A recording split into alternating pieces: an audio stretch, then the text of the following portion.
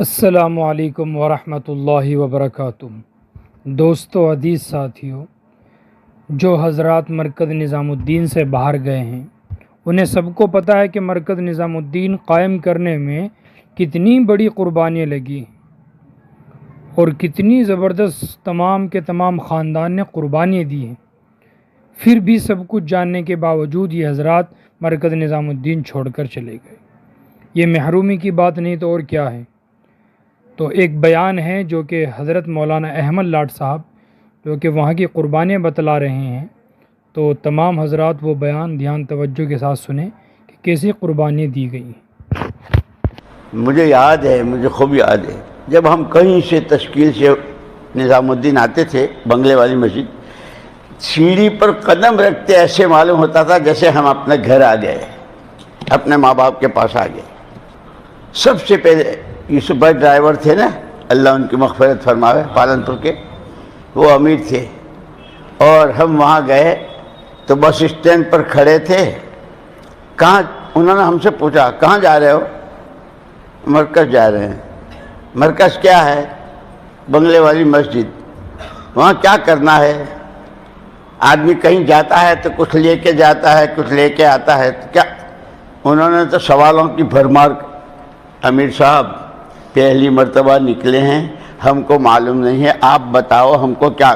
تو پھر انہوں نے بتایا کہ بہت چھوٹی مسجد ہے، بہت چھوٹی مسجد، کچھ اللہ کے بندوں نے اپنے آپ کو فارغ کر کے اس میں ڈال دیا ہے۔ اور کیسی قربانیاں! مولانا یوسف صاحب اور مولانا انعام الحسن صاحب رحمہم اللہ کو مولانا الیاس صاحب رحمۃ اللہ علیہ کاندھلے سے لائے تھے نظام الدین۔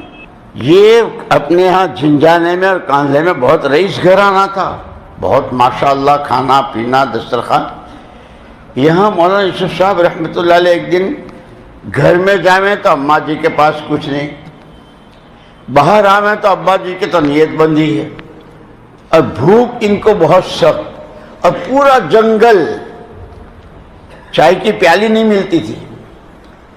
ایک لکڑی کا صندوق تھا جہاں ابھی ان حضرات کی قبریں ہیں وہاں، اور چھپر پڑا ہوا، اس میں کچھ آٹا دال چاول وغیرہ ہوتا تھا مہمانوں کے لیے۔ اس دن آٹے کی چٹکی تھی نہ چاول کا دانہ تھا، اور مولانا کو بہت بھوک۔ مولانا نے 2 پٹڑوں کے بیچ کی دراز میں سے آٹا کوریدا پورے صندوق کا، اتنا سا آٹا، آگ جلائی تو دھواں اٹھا۔ مولانا الیاس صاحب رحمۃ اللہ علیہ استقبال میں ایسے بیٹھتے تھے، ہم تو استقبال جو آتا نظریں 2 4 ہوتی تھی، دھواں اٹھتا دیکھا تو بھاگ کے آئے، یوسف آٹا کہاں سے لایا؟ کانپ گئے۔ ابا جی چوری نہیں کی ہے، بھیک نہیں مانگی، مجھے بھوک بہت لگی، میں نے اس میں سے کوریدا ہے۔ کیا وہ وقت تھا! مولانا محمد الیاس صاحب رحمۃ اللہ علیہ فرمایا، یوسف آج کے بعد تیری اس 4 دیواری میں کبھی فاقہ نہیں آئے گا۔ سن 47 میں کروڑ پتی ہمایوں کے مقبرے میں پناہ لے رہے تھے، روٹی کو کھانے کو روٹی نہیں تھی، اور یہاں مہمان کھا رہے تھے۔ اللہ، اسی لیے دوستو مولانا یوسف صاحب رحمۃ اللہ علیہ فرماتے تھے، خالی آنے جانے کا نام تبلیغ نہیں ہے، تبلیغ تو ہماری سوچ بدل جائے۔ جیسے مولانا الیاس صاحب رحمۃ اللہ علیہ کے سامنے کچھ میواتی بیٹھے تھے، اور حضرت کی باتیں اور ان کی سادگی میواتیوں کی۔ مولانا ابوالحسن علی ندوی رحمۃ اللہ علیہ بیٹھے ہوئے تھے، اور ان پر بہت بے چینی کیا، اللہ حضرت اپنے آپ کو اتنا تھکا رہے ہیں، اور حال ان کا پتہ نہیں سمجھتے ہیں کہ نہیں، لیکن پوچھنے سے مولانا الیاس صاحب رحمۃ اللہ علیہ کو کوئی ضرورت پیش آئی تو وہ مجلس سے گھر کے دروازے پر گئے، تو مولانا علی میاں صاحب رحمۃ اللہ علیہ نے پوچھ لیا، یہ جو حضرت کہہ رہے تم سمجھ بھی رہے ہو؟ ہاں، نو کہہ رہو 4 مہینہ لو چلے جاؤ، نو کہہ رہو، ہم تو اتنی سمجھ رہے ہیں۔ خدا کرے یہ بھی سمجھیں کہ خدا کرے تم بھی یوں کہو، تم میواتی جیسے ان پڑھ تو نہیں ہو نا، تم تو بہت پڑھے لکھے ہو، تو خدا کرے تم بھی یہ سمجھو کہ مولوی صاحب ساری اس لیے کہہ رہے ہیں کہ 20 فروری کو 4 مہینے کی جماعتیں، ارے کہو نا انشاءاللہ۔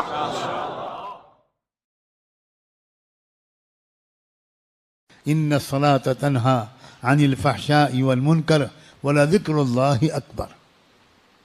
ایسے جامع قسم کے مرکز جہاں سے دونوں طرح کی رہنمائی ملے. اب زمانے کو ایسے مرکزوں کی ضرورت ہے. اب تک جن مرکزوں نے ہماری رہنمائی کی وہ ہمارے سروں کے تاج ہیں, وہ ہمارے بہت محسن ہیں, لیکن یاد رکھنا اگر دو چار سمجھدار یہاں موجود ہوں تو میرے اشارے کو سمجھیں کہ ہر زمانے کا ایک مرکز ہوتا ہے. وہ زمانہ پورے 100 سال تک اپنی ذمہ داری پوری کر کے اگلے دور کے مرکز تک اس امانت کو منتقل کر دیتا ہے. ایک ہی مرکز قیامت تک نہیں چلتا, اس بات کو سمجھو. یاد رکھنا آج تو اسی پر لڑائی ہو رہی ہے کہ شورا صحیح ہے کہ عمارت صحیح ہے. مطلب پاگل پن کی کوئی لمٹ ہے, کوئی انتہا ہے مسلمانوں کے پاگل پن کی. دو پارٹیاں بن گئیں کانگریس اور بی جے پی کی طرح, ایک دوسرے کے خلاف باتیں کرنا. مسجدوں میں یہ اعلان کہ یہاں شورا والی جماعت نہیں ٹھہرے گی, مسجدوں میں یہ اعلان کہ یہاں عمارت والی جماعت نہیں ٹھہرے گی. مسلمانوں کتنے ٹکڑوں میں بانٹو گے تم امت مسلمہ کو, کتنے ٹکڑوں میں بانٹو گے اسلام کو. یاد رکھنا جب دین کی محنت کا انداز بدلتا ہے تو کوئی نیا نبی اور مجدد آ کے اعلان نہیں کرتا کہ اب دین کی محنت کا انداز بدل گیا, بلکہ دین کی پرانی محنت میں کرنے والوں میں ایسے کیڑے مکوڑے اور ایسی خرابیاں پیدا ہو جاتی ہیں. اسی سے سمجھنے والے سمجھ جاتے ہیں کہ بھائی اب اس محنت کی عمر پوری ہو چکی, اب کوئی اور محنت اس کی جگہ لے گی. آؤ تلاش کرتے ہیں, آؤ ڈھونڈتے ہیں کہاں کون سی محنت اس کی جگہ لے گی. کیونکہ سرکار دو عالم کی امت دین کی محنت کے بغیر تو نہیں رہے گی, یہ تو پکی بات ہے. لیکن ایک ہی محنت قیامت تک کے لیے قبول کبھی نہیں ہوتی. ایک زمانہ تھا کہ حضرت شاہ ولی اللہ کا نام تھا, آج لوگ ڈھونڈنے نکلتے ہیں کہ حضرت شاہ ولی اللہ کا مرکز کہاں. ایک زمانہ تھا کہ حضرت مجدد صاحب کا مرکز تھا سرہند میں, آج لوگ ٹکٹ لے کر جاتے ہیں سرہند اور صرف وہاں فاتحہ پڑھ کے چلے آتے ہیں. یاد رکھنا ہر صدی کے مرکز بدلتے ہیں, اس بات کو سمجھو. میں خطرہ مول لے کر یہ بات کہہ رہا ہوں. میں جانتا ہوں کہ اسی بیان کے درمیان کمنٹس آنے شروع ہو گئے ہوں گے, ٹرول کیا جا رہا ہوگا مجھے, گالیاں دی جا رہی ہوں گی مجھے, بد دعائیں کی جا رہی ہوں گی مجھے اس کی کوئی پرواہ نہیں ہے. مجھے اللہ کی پکڑ کا ڈر ہے, اس لیے وہ بات جو اللہ نے مجھ پر کھولی ہے میں صاف لفظوں میں کہنا اپنا فرض سمجھتا ہوں.